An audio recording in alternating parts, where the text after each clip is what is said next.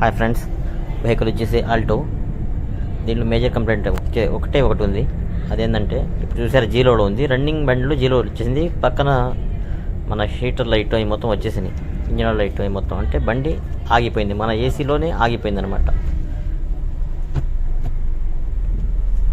బండి సైడ్కి తీసుకొని చూసాము, ఎటువంటి ప్రాబ్లం లేదు. కాకపోతే ఏసీ వేస్తే మట్టికి బండి ఆగిపోతుంది. ఇంకోటి ఏంటంటే ఇక్కడ చూడండి, యాక్సలరేటర్ విపరీతమైన ఫ్లక్చువేషన్ ఉంది. ఎలా ఉందంటే మైనస్లో పడిపోతుంది. అది 10 అంటారు, 1 అంటే 10. ఆ 10 కంటే కూడా బిలో వెళ్ళిపోతుంది. అంటే 8, 6, 7 దాకా వెళ్ళిపోతుంది. ఇప్పుడు ప్రస్తుతం అయితే 8 దాకా ఉంది. ఇటువంటి పొజిషన్లో మనం ఏసీ వేస్తే ఆన్ ద స్పాట్లో ఫ్లక్చువేట్ అయిపోతా ఆగిపోతుంది అనమాట ఇంజన్. ఇంత విపరీతమైన ఆగిపోయింది. ఈ ఫ్లక్చువేషన్ ఉంటే కామన్ ఫాల్ట్ వచ్చేసి డయాగ్నైజ్ చేస్తాం మనం. అందులో అసలు ఏం ట్రబుల్ చూపిస్తుందో అది చూసి దాన్ని బట్టి మనమైతే పని చేయాల్సి వస్తుంది. అంటే బండి కూడా ఏమైనా క్రాస్ చేయాలంటే క్రాస్ చేయలేకపోతుంది, భయంకరమైన మిస్సింగ్ వచ్చేస్తుంది. ఇంకా వెళ్తా ఆగిపోతుంది. ఒకేసారి సడన్గా ఆగిపోతే వెనకాల వచ్చేవాళ్ళు ఇబ్బంది కదా. నేను కూడా చాలా సేపు డయాగ్నోస్ చేశాను, అసలు ట్రబుల్ ఎక్కడి నుంచి ఉంది ఏందనేది 2-3 టైమ్స్ ట్రయల్ కూడా చేశాను. కానీ ప్రాబ్లం అయితే మనకు అర్థమైపోయింది. కార్బొరేటర్ అనేది సరిగ్గా ఎయిర్ అనేది తీసుకోలేకపోతుంది. ఇందుకోసం మనమైతే ఫస్ట్గా థ్రాటిల్ బాడీ అనేది క్లీన్ చేసుకోవాలి. విపరీతమైన డస్ట్ అనేది పెరిగిపోయి, అంటే ఇప్పటిదాకా షోరూమ్ నుంచి వచ్చిన దగ్గర నుంచి ఇప్పటిదాకా ఒక్కసారి కూడా ఈ థ్రాటిల్ బాడీ అనేది క్లీన్ చేయలేదు. డయాగ్నోస్ చేశాను. ఐఏసీ వాల్ చూపిస్తుంది, ఇంటేక్ ఎయిర్ టెంపరేచర్ వాలు. కంప్రెస్ చేసి థ్రాటిల్ బాడీని అయితే పూర్తిగా రిమూవ్ చేసేసాను. బాగా హీట్లో ఉందన్నమాట. నేను ఈవెందో చేతిలో పట్టుకోలేకపోయాను, అంత హీట్లో ఉంది. బండి వేడి మీద ఉంది కదా. అసలు ఈ వాల్వ్ అనేది ఎట్లా ఉందో చూద్దామని చెప్పేసి తీస్తున్నాను. దీనికి వచ్చేసి 4 స్క్రూస్ వస్తాయి. ఇది వచ్చేసి ఐఏసీ వాల్వ్, అంటే ఇంటేక్ ఎయిర్ కంట్రోల్ వాల్వ్. ఇది ఎయిర్ని కంట్రోల్ చేస్తుంది. మనకి ఏసీ వేసినప్పుడు ఆ పైపుల ద్వారా కంట్రోల్మెంట్ ఉంటుంది ఎయిర్ ద్వారా.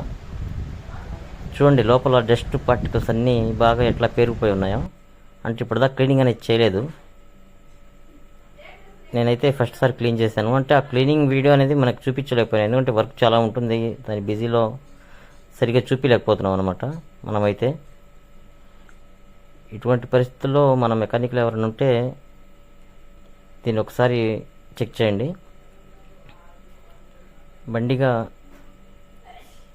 పూర్తిగా అసలు ఎట్లా ఉందంటే లోపల బ్లాక్ అయిపోయి ఐఏసీ వాల్వ్ పూర్తిగా అసలు ఏం తిరగట్లేదు. మనం జాగ్రత్తగా రెస్ట్ ఆఫ్ మొత్తం థ్రాటిల్ క్లీన్స్తో థ్రాటిల్ మొత్తం క్లీన్ చేసేసాము. ఇటువంటి పరిస్థితుల్లో బండి కొంచెం ఎట్లా ఉండిద్దంటే దీని యొక్క సిమ్టమ్స్, బండి పికప్ కానీ మైలేజ్ కానీ, ఏమైనా బండి క్రాస్ చేయాలంటే క్రాస్ చేయలేము, ఏమైనా ఆగిపోతుందని చెప్పి భయపడాల్సి వచ్చింది. అంత క్రిటికల్ పొజిషన్లో ఉంటుందన్నమాట ఈ వాల్వ్. దానికి వచ్చేసి ఏముండదు, ఒకసారి మన రెస్ట్ ఆఫ్తో కానీ థ్రాటిల్ క్లీనర్తో కానీ క్లీన్ చేసుకుంటే సరిపోతుంది. ఒకవేళ చిన్న కంప్లైంట్ అయితే పైనుంచే క్లీన్ చేసుకోవచ్చు. ఎయిర్ ఫిల్టర్ తీసి అది కనిపిస్తుంది చూసారా, అక్కడ నుంచి క్లీన్ చేసుకొని వేసుకోవచ్చు. అదే ప్రాబ్లం మేజర్ అయి ఉంటే ఇంకా కంపల్సరీగా తీసి క్లీన్ చేయాల్సి వస్తుంది. అది డయాగ్నోస్ చేస్తే ఈ ఒక్క ప్రాబ్లం చూపిస్తుంది. నెక్స్ట్ వచ్చేసి మనమైతే క్లీన్ చేసేసాము. ఒకసారి స్టార్ట్ చేసి కూడా చూపిస్తాను మీకు ఎలా ఉందనేది. లోపల కీ ఆన్ చేశాను, అన్ని సింబల్స్ వచ్చేసినాయి చూడండి. ఇప్పుడు స్టార్ట్ చేశాను. ఆర్పిఎం అనేది ఫస్ట్ సారి 2000 దాకా వెళ్ళిపోతుంది. మెల్లమెల్లగా మన యొక్క 1000 ఆర్పిఎం దగ్గర వస్తుందన్నమాట. ఇక్కడ చూడండి, ఇంటూ 1000 ఆర్పిఎం అంటే ఒకటి దగ్గరకు వస్తే 1000 అనమాట. ఇప్పుడు వచ్చేసి మనకు 2000 దాకా వచ్చింది. ఫ్లక్చువేట్ అయ్యింది కొంచెంసేపు, వచ్చేసేది నార్మల్ పొజిషన్లో వచ్చేసింది. 1000 దాకా వచ్చింది, 1000 లేదా 10 అనుకోవచ్చు దాన్ని. చూడండి కొంచెంసేపు ఆగితే ఇప్పుడు ఏసీ వేస్తున్నాను చూడండి. ఏసీ వేసాను, 1000 మీదకి వచ్చింది. అంటే ఇది యాక్చువల్గా ఒరిజినల్గా వచ్చే రీడింగ్ అనమాట. చూశారు కదా, ఈ విధంగా 1000 దగ్గర ఉంటే మంచిదన్నమాట, కరెక్ట్గా ఉన్నట్టు. ఇంకా బండి అయితే వెహికల్ అయితే పూర్తిగా అయిపోయింది. నేను టెస్ట్ డ్రైవ్ కూడా చేసేసాను. ఒకసారి చూడండి, 1000 మీద ఉంది అంటే బండి కరెక్ట్గా ఉన్నట్టు, కరెక్ట్గా పర్ఫార్మెన్స్ చేస్తుంది. నేను ఆల్రెడీ దీనికి కొంచెం ఎక్సలేటర్ ఇచ్చి కూడా చూశాను, ఫ్లక్చువేషన్ అనేది ఏం లేదు.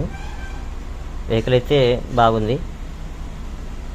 ఒకసారి ట్రయల్ చేసి కస్టమర్కి అయితే ఒకసారి ఇచ్చేసేద్దాం.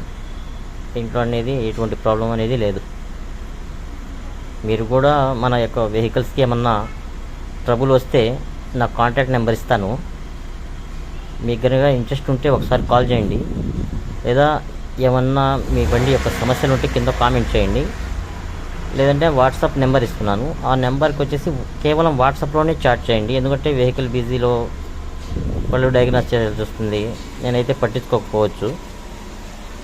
మీరు కనుక కామెంట్ ఇస్తే కామెంట్కి కంపల్సరీగా రిప్లై అనేది ఇస్తాను మీకు. ఇటువంటి వీడియోలు మన ఛానల్లో చాలా వస్తున్నాయి.